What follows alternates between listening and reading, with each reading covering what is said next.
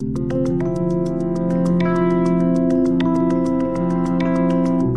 नमस्कार, मैं दीपांग जोशी दीप astrology consultation से। मैं आज महादेवी जिसे कहते हैं, जिसे मतलब पहाड़ों की रानी भी कहा जाता है, बिजासन मैया के यहाँ आया हूँ। और मेरे परम पूजनीय पंडित जी, अब हम बताएं आपका नाम पंडित जी। आप जय माता दी की। पुजारी अशोक वन गोस्वामी, बिजासन माता मंदिर। पंडित जी, आप इस खासकर इस मंदिर का महत्व हम पहले जानना चाहेंगे, उसके बाद और भी समस्याओं के बारे में भी हम जानना चाहेंगे कि यहाँ अभी जो निर्माण हो रहा है उसे किस तरह से हो रहा है, किस तरह से इसको सुधारने की जरूरत है, इन सब के बारे में जानेंगे। सर्वप्रथम हम ये जानेंगे कि यहाँ का महत्व क्या है, इनकी किस तरह का महत्व बताइए पंडित जी प्लीज। देखिए, बिजासन माता है या विजया का स्वरूप है। जब सभी देवता रक्त बीज नाम के राक्षस का मर्दन नहीं कर पा रहे थे, तब भगवान से उन्होंने भोलेनाथ से प्रार्थना की थी कि प्रभु, तो भगवान भोलेनाथ ने ही उन्हें एक रास्ता बताया था, तो उन्होंने देवी की शरण में गए। तब देवी से उन्होंने प्रार्थना की, तब माँ बिजासन ने रक्त बीज नाम के राक्षस का समूल बीज नाश किया था। तो वहां से रक्त बीज नाशिनी से बिजासन माता का नाम पड़ा है। और यह वही देवी है, विश्व में एकमात्र ऐसा मंदिर है जहां पर बिजासन माता अपनी 8 बहनों के साथ 9 देवी के स्वरूप में विराजमान है।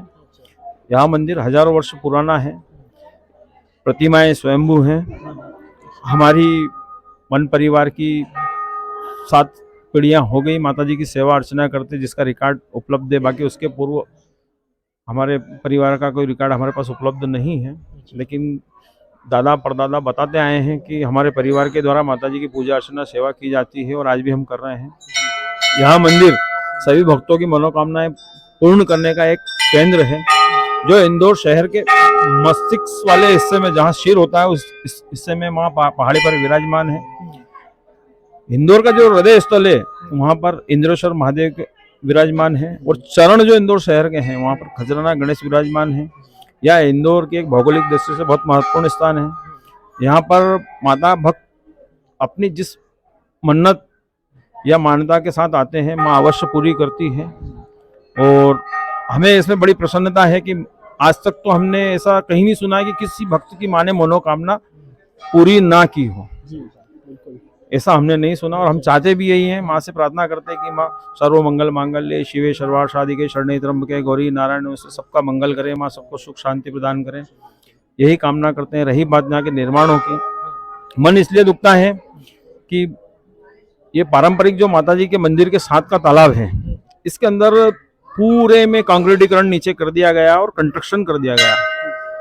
तो बड़ा दुख होता है कि इस तालाब के जल से माता जी का हम स्नान अभिषेक कराते थे, हम इस जल को पीते भी थे पहले, लेकिन समय के साथ में ऐसी दुर्गति इस तालाब की हो गई है कि आचमन करना भी आज दूर है। हम ये चाहते हैं आपके माध्यम से प्रशासन से कि इसके अंदर जो पक्का निर्माण किया गया उसे तुरंत हटाया जाए और इसको प्राकृतिक स्वरूप में पुनः जीर्णोद्धार किया जाए, जिससे माता भक्तों में खुशी हो, अपने रोग दोष के लिए इसके जल से वो उसका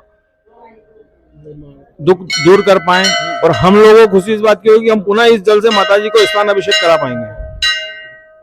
और इसके साथ ही माँ के दरबार में हनुमान बाबा की प्रतिमा जहाँ पुनः पहले हटा दी गई थी, वहाँ पुनः स्थापित की जाए, क्योंकि शास्त्र सम्मत है कि देवी दर्शन से पहले हनुमान जी को धोक लगाई जाती है, फिर माता को और फिर भैरव बाबा को।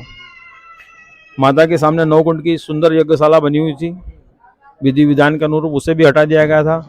आज 4 वर्ष होने के बाद भी दूसरी यज्ञशाला को अभी तक बनाकर नहीं दिया। हम चाहते हैं कि माता जी 9 देवियां हैं, नवरात्र पर्व यहाँ पर होता है, उसमें नवरात्रि का मेला लगता है, तो 9 देवी के आह्वान करने के लिए, उनके अनुष्ठान करने के लिए 9 कुंडों की एक सुंदर यज्ञशाला का निर्माण यहाँ होना चाहिए।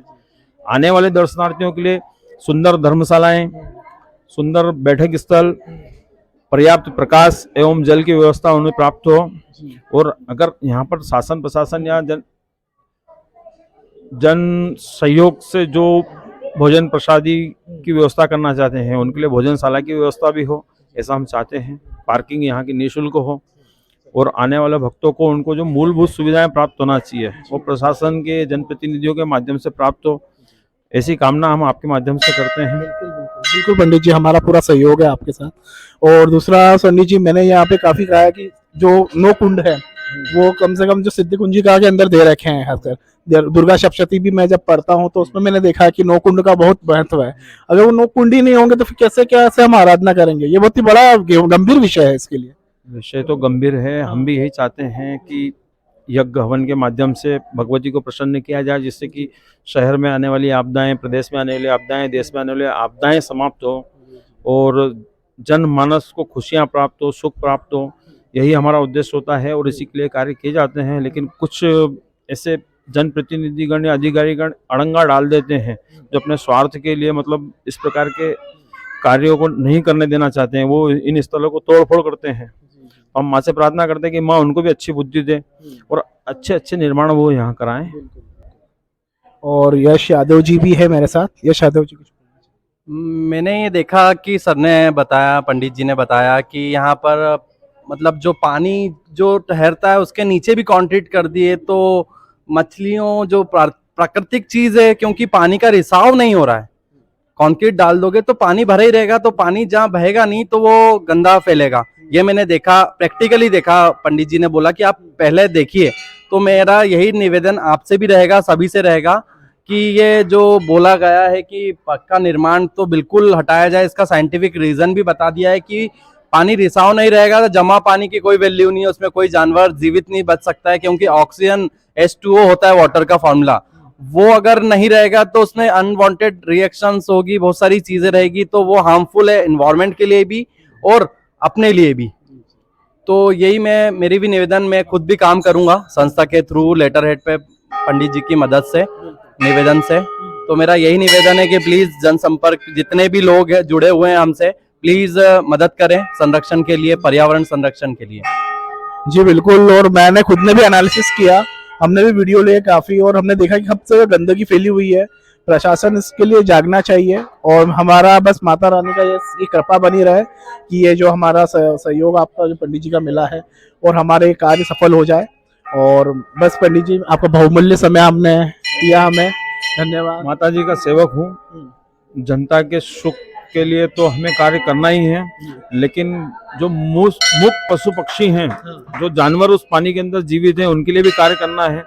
क्योंकि कंक्रीट होने से उस तालाब को प्राकृतिक ऑक्सीजन जो पानी को मिलना चाहिए वो नहीं मिल पा रहा है। तो इसीलिए थोड़ा मन दुखी होता है। वो पानी बार बार गंदा होता है कंक्रीट के कारण। तो हम चाहते हैं कि जमीन का कंक्रीट हटा दिया जाए, बीच में जो निर्माण किया है, क्योंकि एनजीटी के भी निर्देश है कि किसी भी तालाब की भूमि पे निर्माण नहीं किया जाना चाहिए। यहाँ तो प्रशासन ने तालाब के अंदर ही निर्माण करवा दिया है। देखा गया, आपने देखा। तो मैं चाहता हूँ कि इस निर्माण को तालाब के अंदर से हटाया जाए, बिल्कुल उसको प्राकृतिक वातावरण में लाकर जनता को कुछ खुशियां, कुछ सौगातें नए कलेक्टर महोदय के माध्यम से मिले, जनप्रतिनिधियों के माध्यम से मिले, ऐसी आशा है। जय माता दी की। जय माता दी पंडित, जय माता दी, जय माता दी। Thanks for watching my video and like and subscribe more. Thank you.